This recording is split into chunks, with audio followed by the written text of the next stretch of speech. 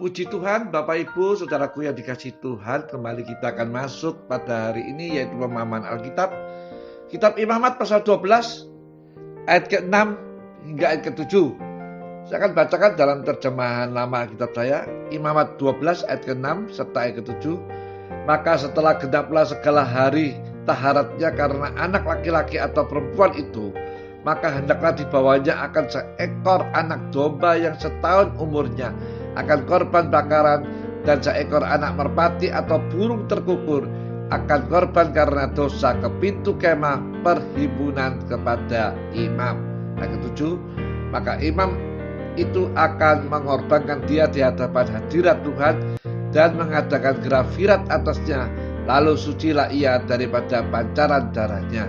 Maka demikianlah hukum orang yang beranak laki-laki atau perempuan. Bapak Ibu, saudaraku yang dikasihi Tuhan, dalam Imamat 12:6 ayat ke-7 berbicara tentang pencucian dengan korban bakaran dan korban karena dosa.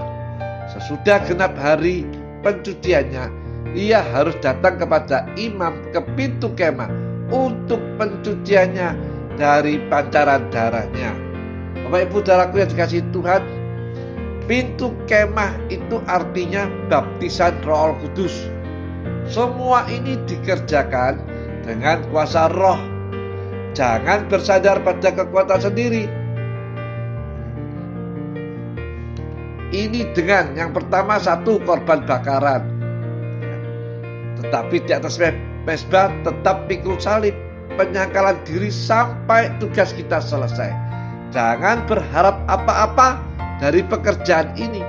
Melahirkan jiwa-jiwa ini bukan untuk memperoleh apa-apa, supaya kita tetap tulus menjadi bapak-bapak. 1 Korintus 4 ayat ke-15, Galatia 4 ayat ke-9. Bukan untuk memperoleh apa-apa, tetapi justru untuk melengkapi anak-anak kita.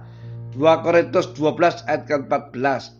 Beberapa orang sesudah melahirkan anak merasa memiliki, dalam arti kutip, tanda kutip, anak-anak ini untuk kepentingan sendiri. Kita dijadikan bapak bukan untuk itu, sehingga Tuhan memberi lagi satu ayat untuk mengimbangi. Matius 23 ayat ke-9, supaya jangan kita salah mengartikan. Bapak berarti supaya kita menjadi teladan. 1 Korintus 4 ayat ke-15 hingga ayat ke-16. 1 Korintus 11 ayat pertama. Menjadi bapak itu bukan untuk mencari hormat atau mencari nama, mencari uang atau dibalas budinya, tetapi untuk memberi dan menjadi teladan. 2 Korintus 2 ayat ke-17. Sesudah jiwa-jiwa itu dewasa, ia menjadi anak Allah juga, bukan cucu Allah. Ia menjadi saudara di dalam Kristus. Saudara-saudariku, segala pahala dan keperluan kita itu dari Tuhan. Tetap pikul salib, supaya jangan kita ini sombong atau mempunyai macam-macam pikiran yang salah. Yang kedua, korban karena dosa. Tadi yang pertama adalah dikatakan korban bakaran, dan yang kedua adalah korban karena dosa. Saudara-saudariku, hidup dalam kesucian, berjalan dalam roh, bertekun dalam perkara-perkara dari atas, sehingga kita ini tetap tinggal suci dan tumbuh dalam berjalan dalam roh, sehingga bayi-bayi itu tumbuh dengan baik. Sesudah selesai hari pencuciannya, kita berjalan bersama-sama, bertekun di dalam segala perkara dari atas bersama-sama. Kisah Rasul 2 ayat ke-42. Jangan menjadi batu sontohan justru bagi jiwa-jiwa baru yang kita sendiri lahirkan. Saudara-saudariku, dengan demikian kita menyelesaikan beban indah yang Tuhan berikan dan disucikan dari pancaran darah, dari hutang darah.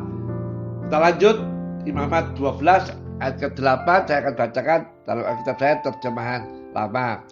Tetapi jikalau tiada kuat ia membelanjakan seekor anak domba, maka hendaklah diambilnya 2 ekor burung terkukur atau 2 ekor anak merpati, seekor akan korban bakaran dan seekor akan korban karena dosa. Maka imam itu akan mengadakan grafirat atasnya, lalu sucilah ia. Imamat 12 ayat 8 berbicara tentang orang miskin mengorbankan 2 burung saja. Saudara-saudariku, semua itu dapat disucikan, semua sesuai dengan kemampuan masing-masing. Tetapi jangan kita menelantarkan bayi-bayi rohani yang sudah kita lahirkan. Dan dengan segala kemampuan yang ada, tiap-tiap orang dapat melahirkan jiwa-jiwa bagi Tuhan dalam kesucian. Saudara-saudariku, anugerah Allah boleh diminta dan tiap orang yang mau dapat melahirkan dengan baik. Jangan mencari jiwa-jiwa dengan main-main.